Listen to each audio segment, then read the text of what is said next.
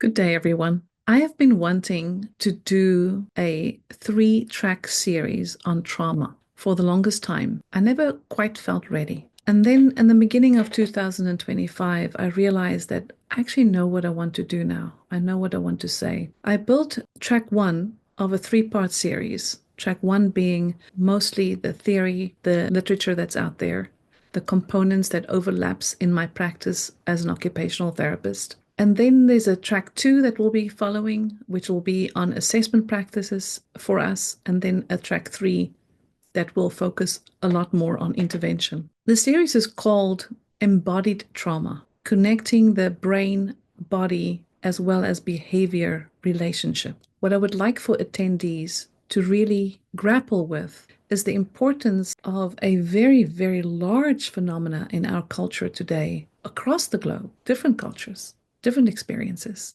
that are exposed to trauma, sometimes living it themselves, sometimes witnessing it. And those clients are coming into our rooms. Sometimes the trauma is hidden, sometimes the trauma is overt, and there's a reason they're coming to see you. But in all of them, it creates a different profile of contemplation, a different way of thinking about how the body represents, how the mind represents, what are the layers of anxiety that is relevant to the situation. So I took from all my trainings that I did in the trauma world, and believe me, we always need more. But I took from what I had and I extrapolated the pieces that make sense to me in the way that I could make it practical for me as an occupational therapist to work alongside mental health in supporting the complexity of trauma. The series will be divided into 7 sessions. This is track 1. We will first start with an introduction to trauma. We will talk about the neurobiology of trauma.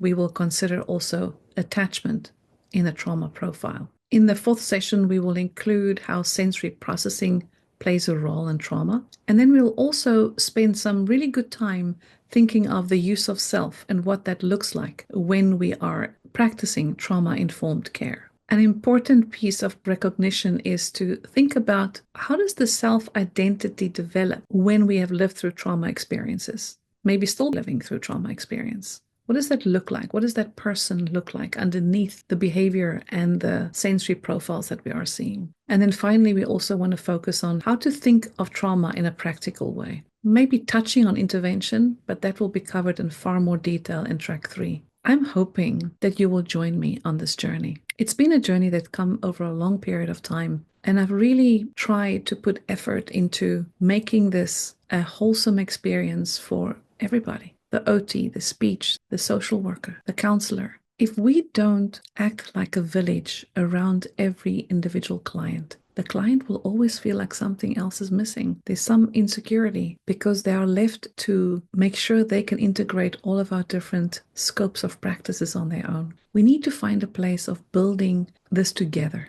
and to make this something that the trauma survivor can feel, I've come home to. I've come home. This group of people, they get me. Join me. I would love to have you.